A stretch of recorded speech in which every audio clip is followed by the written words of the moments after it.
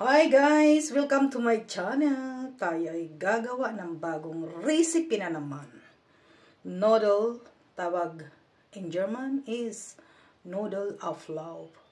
Noodle, hindi ko alam kung ano sa English ang noodle of love. Basta, tingnan nyo na lang. Okay? So, yan, linuto ko na yung noodle. May ham na yan. Tapos mag-ano tayo ng kailangan dyan ay cream. Sana. Ayan ang sauce niyan. Sana. Dalawa lang kami pero yung kakain pang 5 tao. Kasi hindi ko naman ma-chance yung yung noodle kung gaano karami yung lulutuin. Dinalawa ko yung sana. Para, ayan, ganyan. Ibibik yan ng mga 45 minutes. Lalagyan siyempre natin ng itlog. Ang itlog na bilog. Manoy, lunchki. Ang itlog mabinta. So, diba? Tapos lalagyan niya ng parang ang dami na naman. Naparami na naman. Laging madami. Ang hirap. Laging madami. So, lalagyan natin yung salts. Siyempre, asin. Konti lang asin. Mahirap na pag marami. Pag mataba, bahala na. Basta, linagyan ko na ng salts. At, siyempre, paminta na presko. Para lalong masarap. So, baka man naman ma-uber, Marician. Maria Flem. Miss Marician. Nasa ano tayo? Whitey. Whitey pa more. Hindi dyan ako nakikita, no? Kasi gusto ko yung makita yung anong ginagawa ko. Hindi ako. Hindi naman ako maganda, no? So, ba't ko nagpapakita lagi yung mukha ko? So, siyempre, batihin na natin. Kailangan yung batihin. At lalagyan pa yan ng tomato paste. Here. Masarap yan. Basta. Magandang pagka-bake. So, konti lang. Para lang magkakulay ba? So, kalimutan ko salts. Salts, paminta. Bunay-bunay.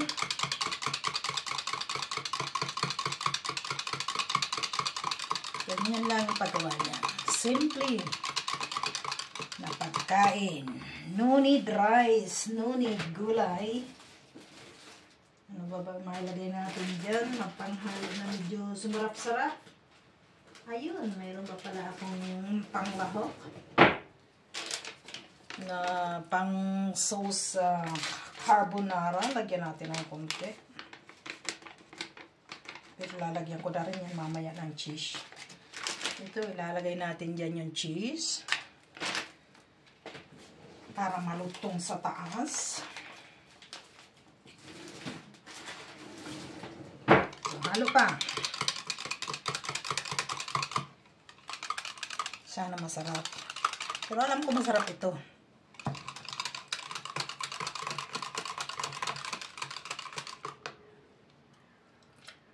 Okay.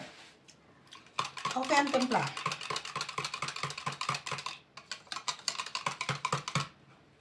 So, ibuhos na natin, ha. Ibuhos ng ibuhos. So, lalagyan pa yan mamaya ng cheese sa taas.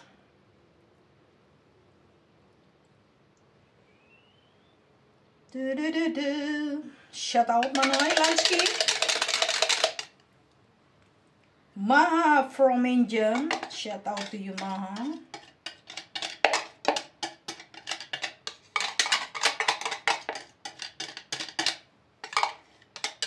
So, Borny Gold, shout out. At Viva Masquerado, shout out to you. Goy, nagkalat na ako, oh. So, kalat na. Bahala na, kalat. Maliligpit naman yan. Basta ito masarap. Pero mamaya ako pa yung i-bake. Maaga pa eh. Prepare ko lang yan. Pakita ko lang sa inyo kung paano ako gumawa ng noodle of love. Ang kapartner naman yan ay salad na bida tomato salad or any kind of salad. Masarap. Basta may salad na partner. Masarap yan. So, maraming ano ito. Maraming fat na. So, syempre, nauna, lagyan natin ng konting olive oil. Olive oil, buhusan ng konti para hindi madry sa taas. Konti lang. Isang ano lang, ganyan lang. So, konti lang, nabuhos na. Okay. So, then, lagyan pa natin ng cheese. Ito'y, ano bang tawag din eh? Cheese na parmesan. Kasi hindi nagagamit. Kaya ito ang ginawa kong ideya na gawa nitong noodle of love na ito. So, yan na lang. Okay na yan. Kunti lang. Pero sayang naman, sisira lang naman itong cheese na ito. So, okay. Tapos lalagyan ko yan ng alufolie para hindi agad masunog. Pag nangangalahati na matuto, saka ko siya bubuksan para maging brown yung taas. Sa bagay, ano naman ito? Luto na yung noodle. Luto na yung noodle ah. Hindi talaga yung latang-lata. Halb-halb lang pagkaluto ko ng noodle. So, lamaho ko yan. Lagyan ng para hindi agad masunog. Lagyan muna natin ng puli. I-bake ko yan ng mga 45 minutes. Nasa 200 watts yung oven.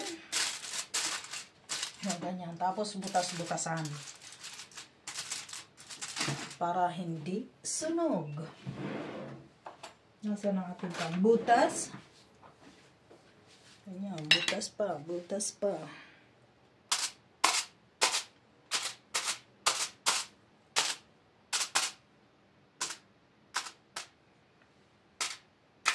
So, okay guys, dyan na lang tayo. See you next time on Thank You. Bye-bye.